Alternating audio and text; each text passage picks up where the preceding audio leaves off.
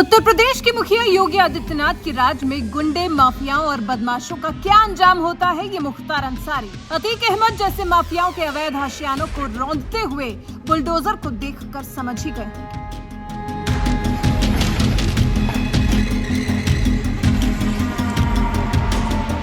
योगी सरकार ने जब मुख्तार अंसारी, अतीक अहमद जैसे माफियाओं को नहीं बख्शा तो फिर खनन माफिया हाजी इकबाल को कैसे छोड़ देती?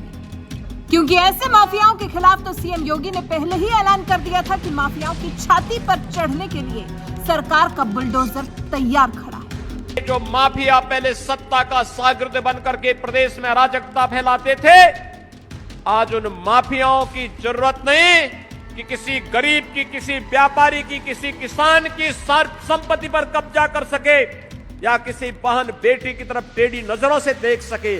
अगर देखेगा तो प्रदेश सरकार का बुलडोजर भी खड़ा रहता उसकी छाती पर चढ़ने के लिए। विरोधी भले बाबा के बुलडोजर का नाम सुनकर ही बौखला जाते हैं, लेकिन योगी राज में बुलडोजर एकदम फुल रफ्तार में माफियाओं की अवैध संपत्तियों को रौंदने में लगा हुआ है। सोमवार को ही बुलडोजर की स्टीयरिंग जिला सहारनपुर की ओर घूम गई, जहां अवैध खनन की काली कमाई के दम पर पूर्व एमएलसी और खनन माफिया हाजी इकबाल ने आलीशान कोठियां बनवाई हुई थी। लेकिन भगत सिंह कॉलोनी में खड़ी हाजी इकबाल की कोठी का नक्शा पास नहीं था और दो कोठियां नक्शे विपरीत बनाई गई थी। फिर क्या, घूम गया बाबा का बुलडोजर और हाजी इकबाल की कोठियों को जमींदोज करने में जुट गया।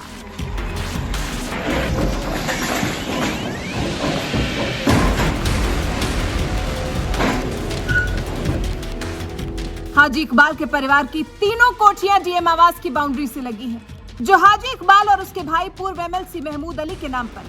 तीनों कोठियों का नगर निगम या प्राधिकरण से नक्शा पास नहीं है, जिसकी वजह से उन्हें जमींदोज कर दिया गया।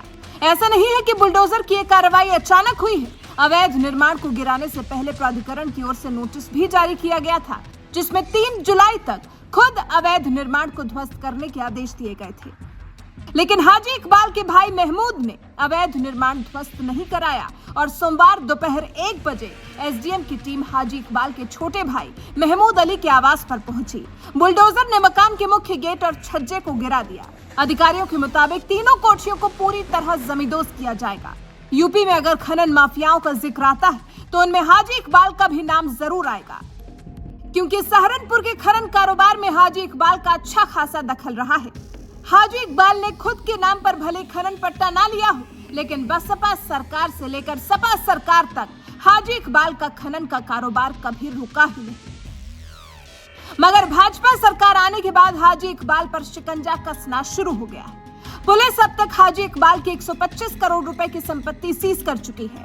इस संपत्ति को गैंगस्टर एक्ट में कुर्क किया गया है। उत्तर प्रदेश में अब तक गैंगस्टर एक्ट के तहत ये सबसे बड़ी कार्रवाई बताई जा रही है। हाजी इकबाल और उसके परिवार के कारनामों की फेहरिस्त। 14 मार्च 2018 में फतेहपुर टांडा के पाला द्वार उनकी 7.5 बीघा जमीन पर कब्जा करने के आरोप में हाजी इकबाल और उनके बेटों आलिशान, वाजिद, अफजाल, भाई एमएलसी महमूद अली के खिलाफ रिपोर्ट दर्ज कराई थी। 5 अप्रैल 2018 में उत्तराखंड के हरिद्वार के रानीपुर के राकेश अरोड़ा की 44 बीघा जमीन कब्जाने के आरोप में हाजी इकबाल, उनके भाई और बेटे जावेद अली के खिलाफ मुकदमा दर्ज किया गया था।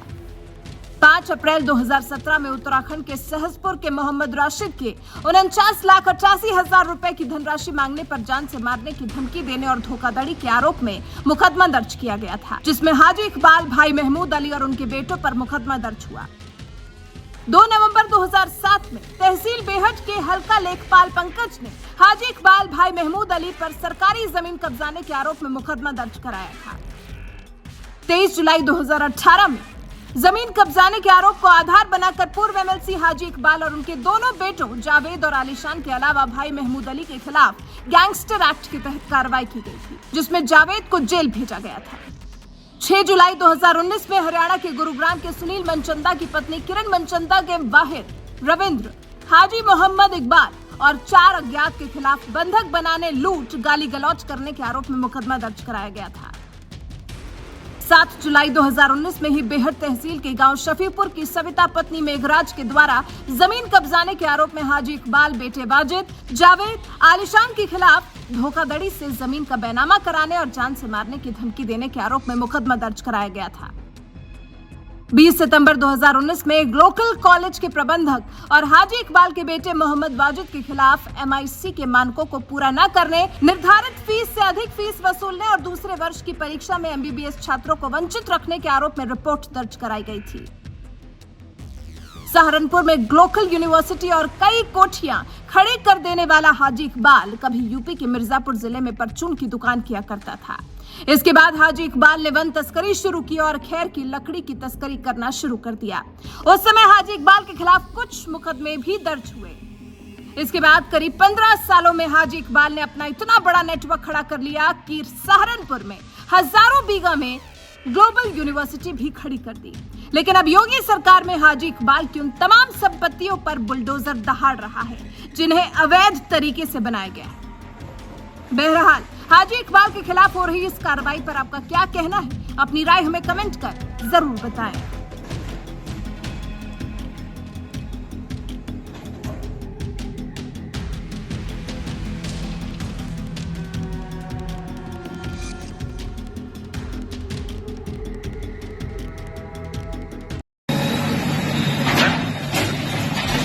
सन्ने दे दो